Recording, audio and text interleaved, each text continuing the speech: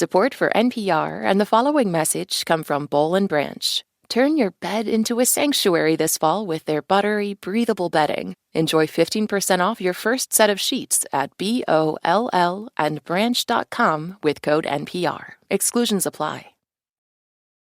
Just a heads up, y'all. This episode contains references to sexual assault. What's good? You're listening to Code Switch, the show about race and identity from NPR. I'm Gene Demby, and you may have missed this. I know I did. During all the furor around the protests from earlier this summer, in response to ICE raids all over the country, some commentators on the far right were staking out a position against immigration that is much more aggressive than most mainstream political figures have endorsed before. Because for a long time, the conservative stance on immigration has been about allowing people to come to the U.S. if they did so the right way. But my NPR colleague Lisa Hagen says there have been these growing calls from some pretty prominent folks in far-right spaces who want to put an end to all immigration to the U.S., at least from certain countries. And those calls are finding their way into the mainstream conversation. So to help us break it down, I'm tagging in Lisa Hagen. Lisa, what's good? Welcome to Code Switch. Hey, Gene.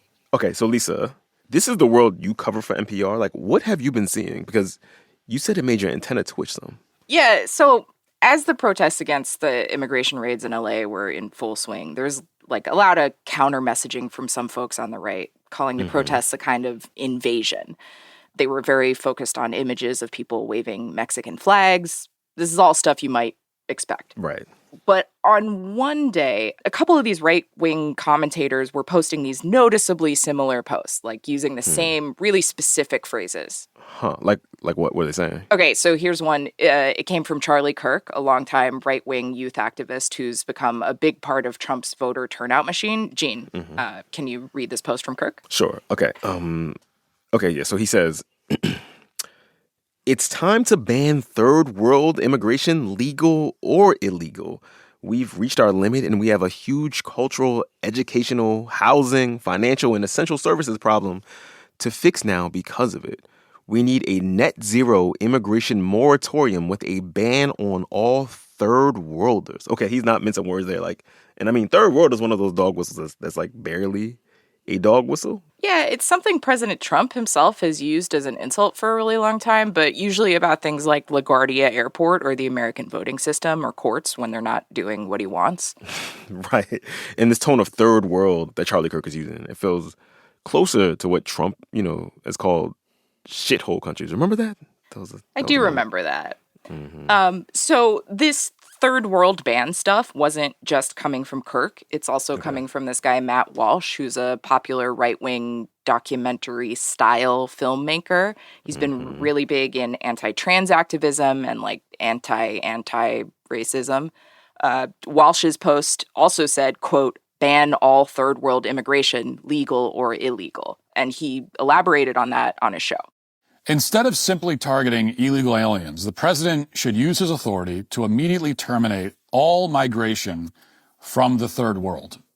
The United States has, for far too long, functioned as essentially a giant soup kitchen or a homeless shelter for the entire world. And seeing this language sent me kind of down a rabbit hole where I was looking into how some of this rhetoric was beginning to play out in U.S. immigration policies that we're seeing today. Like, we already see the Trump administration ending many forms of legal status for immigrants, trying to get rid of student visas and temporary protected status. And they've been trying to extend partial or total travel bans from, a bunch of countries in Africa, the Middle East, the Caribbean. Right. Yeah. It's something like 50 countries at this point, and none of them are majority white. On the other hand, Trump has allowed white South Africans into the U.S. as refugees. Right. We talked about this on Code Switch before, like how this conspiracy theory around white genocide in South Africa landed in the States earlier this summer. So the travel bans and visa policies are already forms of reducing the number of legal ways certain foreign people can enter and be in the country. But now, along with this, there's also this shift in mainstream Republican rhetoric to match and go further than what we've seen done in at least a generation or two. And so as I've been trying to trace down where this shift might be coming from, I talked with my colleague Huo Jingnan about the trend she's been seeing around this kind of rhetoric in Europe. Hey, guys.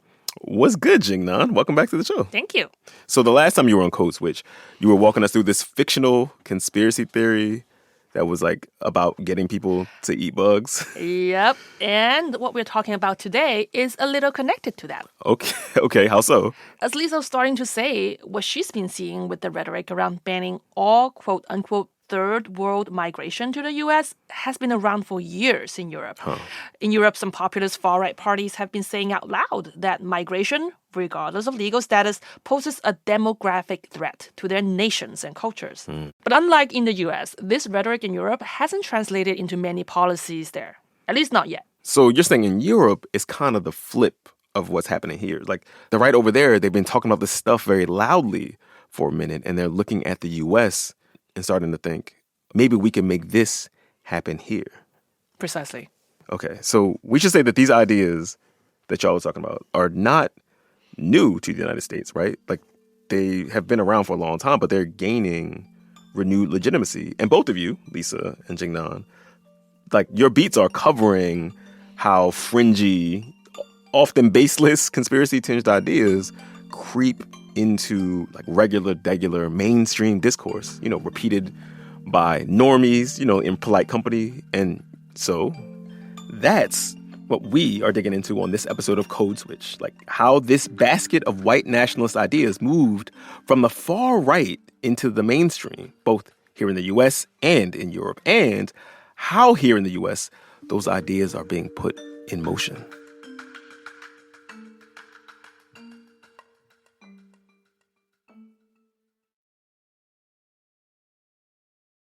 What's good? It's me, Gene, again.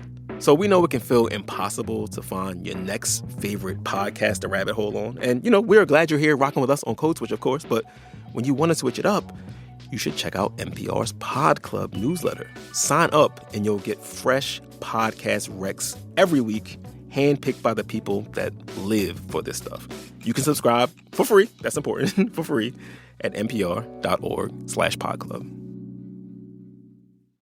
This message comes from Schwab. At Schwab, how you invest is your choice, not theirs. That's why when it comes to managing your wealth, Schwab gives you more choices. You can invest and trade on your own. Plus, get advice and more comprehensive wealth solutions to help meet your unique needs. With award-winning service, low costs, and transparent advice, you can manage your wealth your way at Schwab. Visit schwab.com to learn more. Support for NPR and the following message come from Boll & Branch. Turn your bed into a sanctuary this fall with their buttery, breathable bedding. Enjoy 15% off your first set of sheets at BOLLandbranch.com with code NPR. Exclusions apply. Support for NPR and the following message come from Boll & Branch. Turn your bed into a sanctuary this fall with their buttery, breathable bedding. Enjoy 15% off your first set of sheets at BOLLandbranch.com with code NPR. Exclusions apply. This message comes from MIDI Health, introducing AgeWell, longevity care designed by women for women. Women can feel overlooked by the healthcare industry, especially when it comes to aging. MIDI Health offers personalized services conveniently accessible through telehealth visits and covered by major insurance providers. Your health is worth it. Book your virtual visit today at joinmidi.com. That's joinmidi.com. I'm talking to my NPR colleagues Lisa Hagen and Huo Jingnan about how a fringe idea to ban all immigration from quote-unquote third world countries is being tested out here in the United States. Right. In the U.S., we see the Trump administration enacting policies that chip away at various ways immigrants can be here legally. Rhetorically, we're now also seeing people quite close to the mainstream testing out going beyond just demonizing people without legal status to just let's have fewer immigrants altogether because they make the country worse. And look, like in some ways, this is not new. Like we all remember the Muslim ban from the first Trump administration, right? But one hurdle, like to selling this idea of banning all immigration to the U.S., I'm guessing is that like the nation of immigrants thing. That's like a big part of the whole notion of the American dream, right? You got Ellis Island and the Statue of Liberty, all that stuff. These are like big parts of the American mythos. Obviously, huge caveats, implied caveats about Native folks, Black folks. Yeah, so let's get into that because that is a conceptual hurdle. I wasn't alone in noticing the day Charlie Kirk and others started posting about banning legal immigration. A bunch of experts on right-wing politics also clocked it, including this historian, Seth Kotler at Willamette University in Oregon. The 80s and 90s was the age when the story America told itself about itself was that we were a nation of immigrants. And so the idea that you would try to win elections by bashing immigrants, I mean, there were certainly people who were trying that approach and would talk that way, but it certainly wasn't a dominant message. And it's worth remembering that, not that long ago, Republican presidents took a much less harsh stance on immigration than what we're seeing with Trump right now. Ronald Reagan famously issued a blanket amnesty in the 1980s for millions of immigrants who were in the country here without legal paperwork. And George W. Bush, one of his big things was that he favored a pathway to citizenship for immigrants. Right. Taking a harder line on immigrants was the kind of thing you heard from people like Pat Buchanan, who was way to the right of both Reagan and George W. Bush. Buchanan himself ran unsuccessfully for president 3 times starting in 1992. Here he is in his 2000 campaign. Mass immigration into the United States reinforces ethnic subcultures, reduces the incentives of newcomers to learn our English language. It extends the life of linguistic ghettos that might otherwise be melted into the great American mainstream. If we want to assimilate new immigrants, and we have no choice if we're going to remain one nation, we must slow down the pace of immigration into the United States. And Buchanan started campaigning on this stuff in an era when some of the other most visible advocates for this kind of thing were Klansmen and militia guys. There's a really iconic moment where Pat Buchanan in the 1992 presidential campaign went down to the border to try to have a kind of photo op moment of him standing at the border claiming that it was out of control and someone needed to take care of it. But the Klansmen kept trying to get into the shot behind him. So technically these were former Klansmen, just want to be clear. By then, these guys had joined up with another group called White Aryan Resistance, a.k.a. neo-Nazis. I appreciate the fact check there. So Buchanan is trying to pitch this hardline immigration stance, and he's literally getting photobombed by neo-Nazis who are co-signing him. Yeah. And by the way, both Buchanan and the Aryan Resistance guys at the time are claiming that the 1992 LA riots could be blamed on, quote, illegal invasion on the southern border. Sound familiar? Buchanan wrote a book called State of Emergency, The Third World Invasion and Conquest of America. So Kotler, this historian, he tells me, he's seeing the banned third world immigration posts on X, and he decides to look through his archives of far-right militia material. What I found was a huge cache of newsletters from the 1980s and 90s that used the phrase third world immigration. And some of those were the publications of David Duke. He had a thing called the National Association for the Advancement of White People. Here's Duke at a conference in 2000 for the National Organization of European American Rights. You can hear him spell out very clearly what he means by third world. If this country becomes a third world population, if the demographics of this country go from a Western nation, a European nation, to a non-white nation, I guarantee you that America will change dramatically. And Kotler says, this concept of third world immigration was useful to figures like Duke and Buchanan. It was a rhetorical tool for the more fringe anti-immigrant parts of the right. It enabled these people to say to white Americans, most of whom had immigrant grandparents or great-grandparents who they remembered and loved, to say to them, oh, you were the good kind because you were from the first world. It's the third world immigrants who we're worried about. And Kotler says, apart from Duke and the Klan, this third world immigration phrase was also ubiquitous among a certain network of activists in the 1980s, working on pushing the Republican Party in a certain direction on immigration. A kind of much more aggressively racist anti-immigration approach that would be more similar to, say, the approach from the 1920s that informed the 1924 Immigration Restriction Act.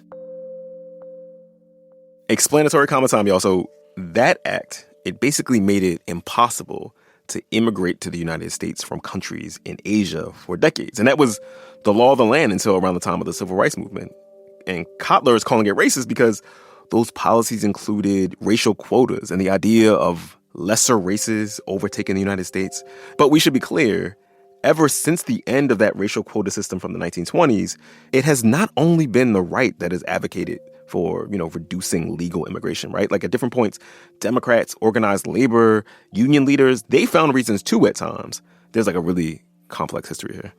Totally. But in the 1980s, Kotler saw more of this third world immigration stuff coming from what comes to be known as the Tanton Network, which is this group of think tanks and NGOs set up by a guy named John Tanton. He was an ophthalmologist and environmentalist who got really focused on population control. This is a little outside the wheelhouse of an eye doctor, but okay. People contain multitudes. But yeah, this guy was a eugenicist, basically. He got funding from an older eugenicist group from the 1930s to set up anti-immigration groups and started republishing racist literature.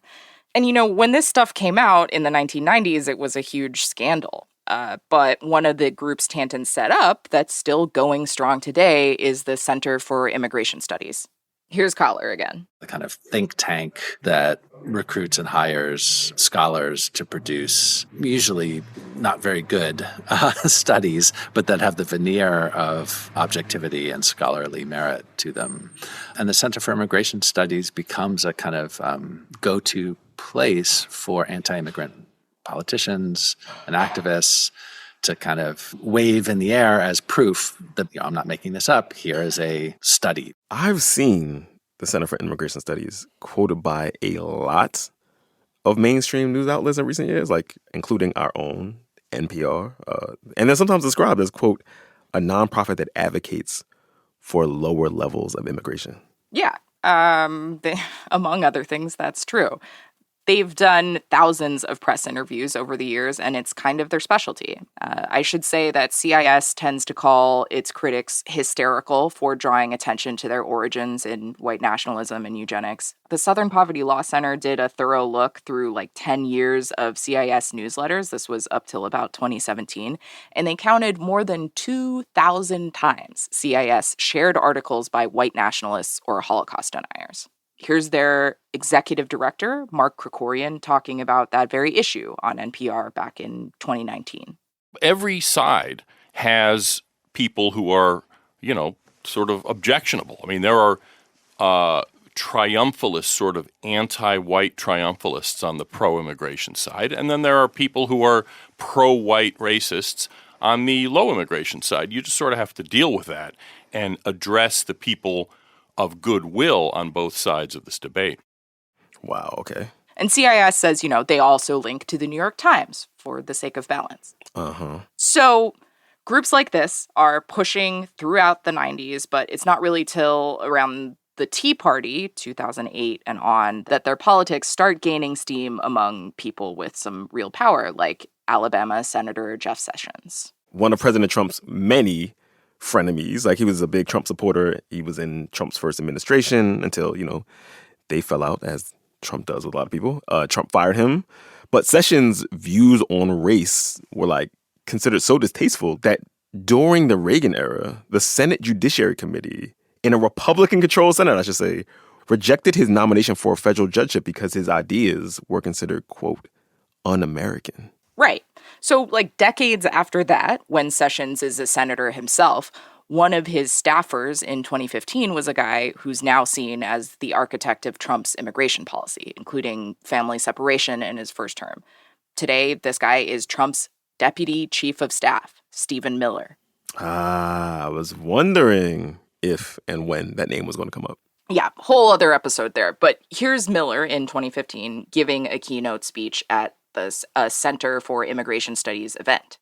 I'd like to thank everyone here today, and especially at the Center for Immigration Studies, for everything they do to illuminate a debate that far too often operates like illegal immigrants in the shadows.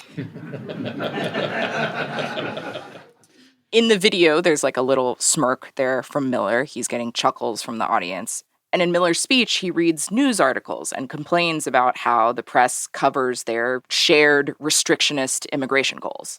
I noticed how this word gets thrown in. Even wants to limit legal immigration. That word even always gets in there. And I always have a few questions about this when I read that, because I say, well, first of all, what other kind of immigration would you seek to limit? The limit on illegal immigration is zero. Like, by definition, it's zero. The only kind of immigration you limit is legal immigration. And so that speech, Miller is giving it less than a year after the Center for Immigration Studies has complained pretty loudly that it had gotten pushed out of CPAC because they were perceived as too anti-immigrant. That was in 2014. CPAC is the Conservative Political Action Conference. It's a big event attended by, like the most activist parts of the conservative movement. So it's usually attended by the rightist-leaning contingent of mainstream American politics, would you say? Exactly. So CIS and these Tanton network groups were super vocal that their politics were being shut out of CPAC. But today, we've got Miller, a longtime CIS ally, advising the president on policy. That's a huge shift.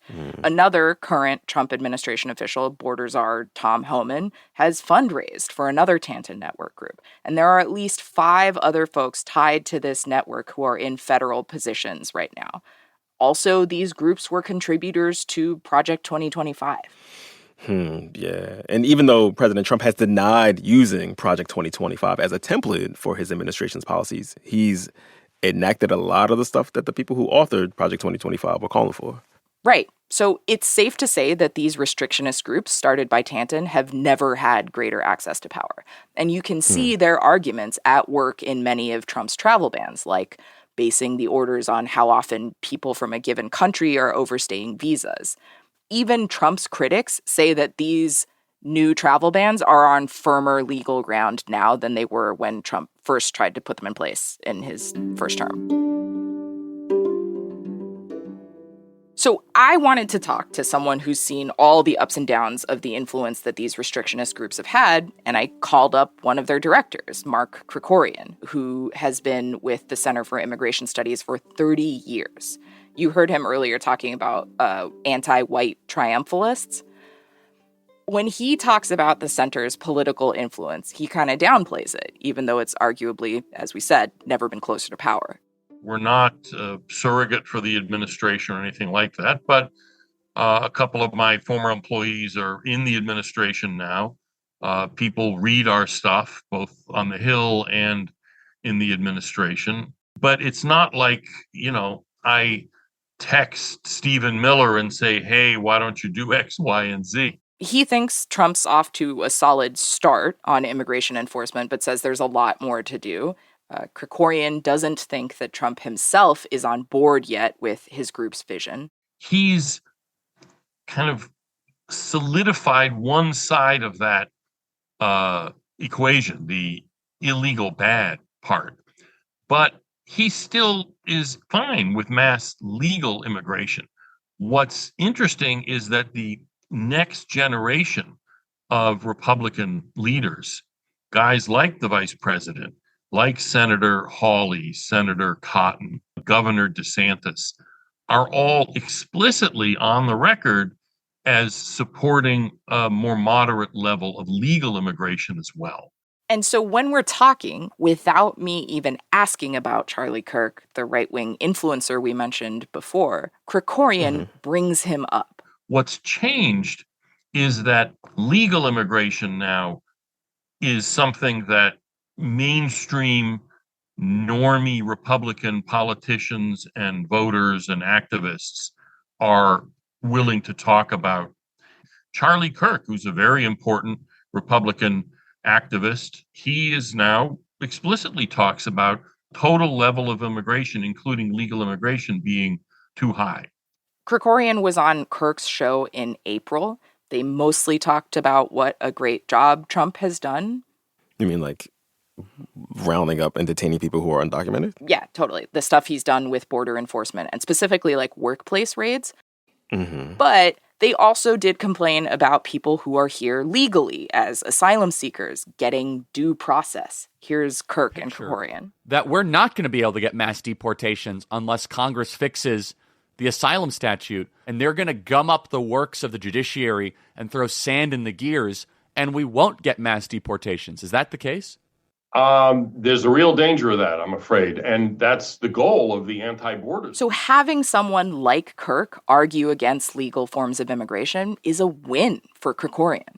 The first step to getting policy changed is to get influencers and public intellectuals and public voices to change the way they talk about the issue. In other words, you have to have that first, and then, in a sense, the statutory changes are the end of the process. And there's talk about this rhetorical shift in a bunch of hard right spaces right now. Gene, you know who Nick Fuentes is? Yes. He's a live streamer. He's a proud white nationalist. He's a Holocaust denier. And he kind of came to prominence after the Unite the Right rally in 2017. Yes, that's the guy. Fuentes has noticed the rhetoric shifting further to the right as well. And I've noticed people like Charlie Kirk and Matt Walsh are now calling for an immigration moratorium. Fuentes literally declared victory about this. 6 years ago, they said it was racist to say that we should have a whites-only immigration policy, or that we should have an immigration policy that is intended to sustain our white demographics. And of course, Fuentes is going to claim that he influenced this shift, right? But you've got people across the far right and also not so far right world agreeing and saying out loud, Nick was right. Okay, and so back to Krikorian, like a lot of people in the United States, immigration, it turns out, is a big part of his family's story as well. 3 of his grandparents immigrated to the U.S. from the former Ottoman Empire, one of them after the Armenian Genocide. And I asked, isn't it unfair that you and your family got to come here, but here you are advocating for policies that probably would have kept them out? And he said immigration then made the country stronger. Today, it siphons resources and causes social problems, is his argument, which is definitely also what anti-immigrant crusaders from the early 1900s said at the time. It's also interesting to think about the way these ideas might be gaining traction now because, in the 1980s, when Pat Buchanan and David Duke were sort of advocating for these things, white people were a lot less further removed from the idea that their families were, the children or grandchildren of immigrants, right, than they are today. Does that make sense? 100%. And we're also further removed from World War II, which is this era when identifying as a country that wants to keep people out and have, a purer group of people inside a nation is, something that you don't want to be associated with quite as much. So what does he think we should do?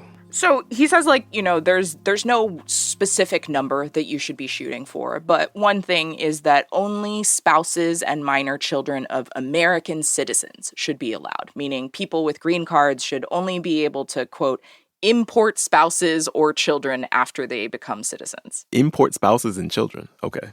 He's also into policies that the Trump administration has already been attempting, like drastically cutting refugee and asylum admissions. In Krikorian's book, The New Case Against Immigration, he also suggests using IQ tests in English to determine whether or not someone should be considered for immigration. IQ tests. So this is original recipe eugenics.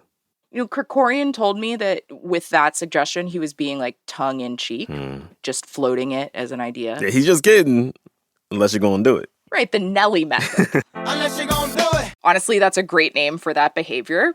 Academics call it strategic ambiguity, ambiguous statements that are easier to revise retroactively. One way it works is you say something provocative in the form of a joke and you kind of take it back in the same breath. But the suggestion is now out there and it's circulating and it's actually hard to pin down what the original speaker actually believes. Yeah, and if the audience is receptive to it, then the joke becomes something to unite around. But if the idea, if the joke falls flat, people are that's not cool, then the person who told the joke can be I was just joking. And look, the hysterical left, they have no sense of humor. Also a win. Yeah. Consequence-free message testing. When we come back, how the Trump administration is seemingly taking a page from Europe's far right, and how Europe's far right is in turn looking back. I wanted the whole world to know that the Great Replacement theory was in fact not a theory, but reality. That's after the break. Stay with us. Support for NPR and the following message come from Boll and Branch. Turn your bed into a sanctuary this fall with their buttery, breathable bedding. Enjoy 15% off your first set of sheets at BOLL and branch.com with code NPR. Exclusions apply. Support for NPR and the following message come from IXL Learning. IXL Learning uses advanced algorithms to give the right help to each kid no matter the age or personality. Get an exclusive 20% off IXL membership when you sign up today at IXL.com/NPR. Support for NPR and the following message come from IXL Learning. IXL Learning uses advanced algorithms to give the right help to each kid no matter the age or personality. Get an exclusive 20% off IXL membership when you sign up today at IXL.com/NPR.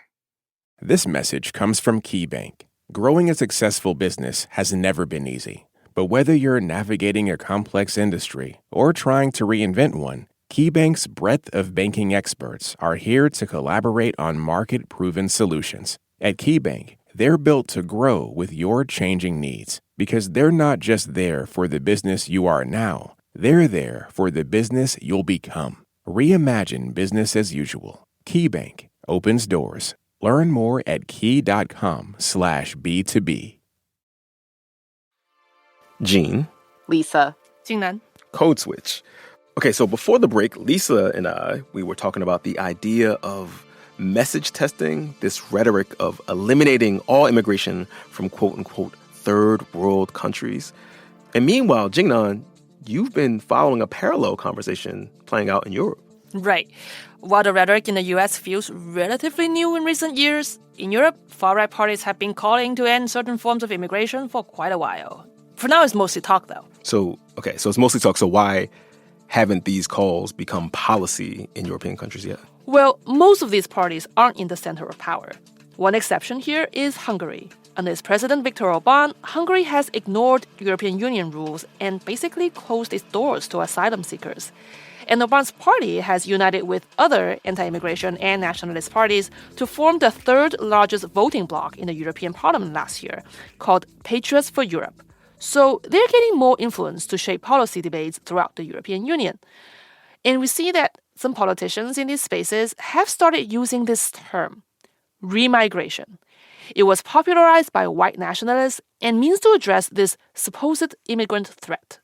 Remigration. That sounds familiar. I feel like I vaguely remember President Trump posting something about remigration on social media, like during the campaign last year. Yeah. Here's the post. As president, I will immediately end the migrant invasion of America. We will stop all migrant flights and all illegal entries, terminate the Kamala phone app for smuggling illegals, CBP1 app, revoke deportation immunity, suspend refugee resettlement, and return Kamala's illegal migrants to their home countries, parentheses, also known as remigration. Trump said remigration again a couple of times in June and July, actually, when he was defending ISIS immigration raids in LA and attacking California Governor Gavin Newsom. So in one post, Trump claimed without basis that so-called illegal aliens and criminals, quote, will turn us into a bankrupt third world nation, end quote. He then said that he is, quote, reversing the invasion. It's called remigration. So he's really folding some of these ideas that we're talking about into each other, like mixing them all up. Very much a melange, but these are little more than just words for the Trump administration. The State Department proposed a giant reorg just this May, and one part of that is to create a whole new office called the Office of Remigration. It's meant to be a policy hub under a department that previously helped admit refugees into the United States. And with the reorg, this department instead will focus on kicking refugees out of the country. Okay, whoa. So who proposed the Office of Remigration? Great question. We reached out to the Department of State to learn more, but no one there has responded to our request for comment. And until now, Trump is focused on everyone he calls illegal here. But the word remigration has way more than that packed into it. First, there's where it comes from. It used to be an obscure academic term, but was popularized by an Austrian man called Martin Sellner. Martin Sellner is a former Austrian neo-Nazi. That's Heidi Barak. She worked at the Southern Poverty Law Center for many years and co-founded the organization Global Project Against Hate and Extremism. It researches transnational far-right extremist movements. We don't know what this office is going to do. There's no details. It says to me that it's shocking that the President of the United States and the Secretary of State are proposing an office whose name is taken from a guy who corresponded with the terrorist, is a former neo-Nazi, and ran a white nationalist network in Europe. That's unbelievable. The terrorist Barak refers to here is the man who attacked 2 mosques in Christchurch, New Zealand in 2019. Sellner admitted getting the donation and having exchanged emails with the gunman, but he denied knowing plans of the attack. Barak also mentioned a white nationalist network. She's talking about the identitarian movement. Identitarianism is a white nationalist movement that believes that immigrants are eroding white people's power. Eroding white people's power by replacing them. You might have heard this on Code Switch already. Yep, I was about to bring it up. Great replacement theory. Yeah, there it is. This idea has inspired multiple terrorist attacks in the past couple of years, and Christchurch was one of them. I remember the great replacement theory from when you came on to talk to us the last time. We were talking about this racist conspiracy theory that globalists, by which people often mean Jews, were trying to replace white people in, air quote, white nations with brown people. Well, bringing it back to Europe, Sellner bills remigration as a solution to great replacement. Here is he on Freiformation, a German language YouTube channel, talking about a way to establish a quota for immigrants from every country. I suggest that you create an assimilation monitor. You check how well certain demographic groups have integrated themselves into society. Then, you assess how much migration our country can handle overall. So how would you even measure that? In Sellner's book, he described this as a statistical model that takes in many factors, like who's in your friend circle. Wenn aus diesem Freundeskreis 90% immer noch Teil deiner ursprünglichen If from that circle of friends, 90% continue to be from your original religious and ethnic community, then it's usually a sign that you live in a parallel society. I test this myself by talking to migrants who assimilate and identify with the majority community. If you ask them, you'll see their circle of friends is also much more diverse and substantially more local. Sellner has been talking about his various proposals for a minute. The German outlet Corrective reported last year that he has talked to the German far-right party Alternative for Germany, or AfD, to fine-tune a plan to expel non-white migrants from Germany. Now, AfD is not in power in Germany, but it did notch major election wins this year. Also last year, Sellner published this book called Remigration, a Proposal. And for a bit, it was a bestseller on German-language Amazon. Wow. Sellner's proposal for remigration includes this 3-phase plan. Phase 1, kick out most asylum seekers in the country. Like what the U.S. is doing. We see parallels. Okay. Here's some reporting from CBS. The proposed new rule that could indefinitely prevent asylum seekers from being able to work legally in the United States. And the White House is also looking to claw back nearly $200 million the city spent on asylum seekers, saying... Phase 2, kick out legal immigrants, like people with green cards or visas that pose a, quote, economical, criminal, or cultural burden. And we see the U.S. making some moves that resemble that. PR clips from NBC and CBS. His administration ordering embassies to stop interviews for student visas. The Trump administration to temporarily end humanitarian parole protections for 500,000 immigrants. Phase 3, stop some immigrants from becoming citizens by making the country too culturally uncomfortable for them to live and by stripping naturalized immigrants of citizenship. This is more tentative in the U.S., but there are some movements. Like ICE arresting citizens? I mean, I know it's hard to know if that's deliberate or if it's because the arrests and deportations are happening at the speed and rate that leaves a lot of room for getting stuff wrong or for people to be arrested incorrectly. I was thinking about something else. Okay. There is a legal pathway being explored by the Trump administration to revoke U.S. citizenship from Americans who went through the naturalization process. A memo out this week outlines how the administration plans to denaturalize some citizens and remove them from the country. This is a local NBC show, and they were reporting on this memo from the Justice Department in June to prioritize denaturalization cases through both civil and criminal routes, which can make it easier. We have not spotted Sellner talking to any major American party, but he does have allies with ties to the U.S. One of them is a Dutch influencer named Eva Vladingerbroek. She openly endorsed Sellner's proposal at Europe's first Remigration summit near Milan this year. And here's a clip of her speaking there. A warning, she's going to say some hateful things involving sexual assault without offering evidence. Immigrant rapes white boy or girl. Immigrant, even though, he might not even be charged with a crime. If he does, gets into the courtroom, faces a white judge, and gets a ridiculously low sentence because he's either a minor, he has a low IQ, or he simply didn't know any better because he comes from a different cultural background. This is like one of the oldest, stickiest racist tropes, right? The idea that there are hordes of brown savages and they're preying on white women. Yep. And 2 weeks after the other speech, Vladingerbroek showed up on stage in Budapest for CPAC Hungary. I wanted the whole world to know that the Great Replacement theory was in fact not a theory, but reality. White people are becoming a minority in their own homelands at an exceptionally fast rate. She's saying this as a speaker alongside American conservatives. And you see some of them echoing these ideas. Another speaker at the conference was the chair of the New York Young Republican Club, a guy named Gavin Wax. In June, the club has called for the State Department's new Office of Remigration to denaturalize and deport New York State Representative Zohran Mamdani after he won the Democratic primary for mayor of New York City. So they're making this Martin Sellner argument, like, let's not just kick out unauthorized immigrants, asylum seekers, but everybody that they say does not fit, right? So side note, whatever you think of Mamdani, he went to, one of the most selective public high schools in New York City. He went to a well-regarded, liberal arts college. He's a failed rapper. He's a Mets fan.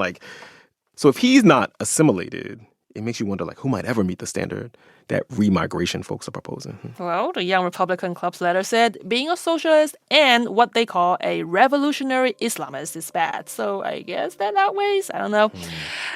Now, worth remembering that none of these people are directly driving America's immigration policy, unlike the people Lisa talked about. But nonetheless, still worth tracking how these two currents continue to converge. Just looking at the New York Young Republican Club's letter, which says that remigration is, quote, a policy advocating the return of immigrants and their inassimilable descendants to their countries of origin, end quote. Inassimilable as in they can't assimilate, become part of American society. But again, who gets to decide that? Gosh. Yeah, the idea of assimilation. I kept thinking about the person who was on the podium right before Vladingerbroek talked about the Great Replacement. Okay. Indiana's Secretary of State, Diego Morales, who said he came to the U.S. from Guatemala with his mom. I arrived not speaking a word of English, but I was determined to achieve the American dream. Through hard work, faith, and perseverance, I learned the language. Not putting words in Morales' mouth here, just that what he said reminds me so much of things first or second generation immigrants in this country say to each other. Work hard, fit in, speak English. Right. Some immigrants thought they were fine so long as they're doing this. It's not me who's not assimilated, it's all the other immigrants who are struggling to survive or getting into trouble.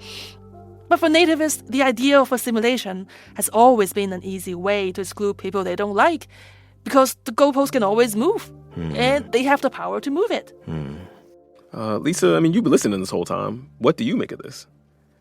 I think that you see these ideas having appeal for people all over the world, not just folks in white majority countries. People come from all different kinds of situations, like communist countries or caste systems or racial hierarchies. And if they immigrate, some of those folks bring their experiences and biases with them. And we're talking about power. We're talking about in-groups and out-groups. And that's a thing that happens everywhere.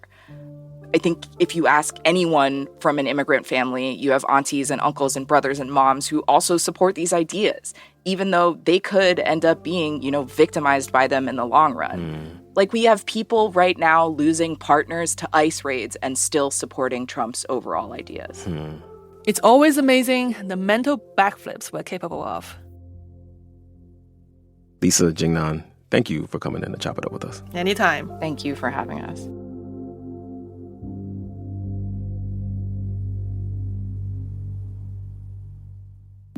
That is our show. You can follow us on Instagram at NPR Code Switch, all one word.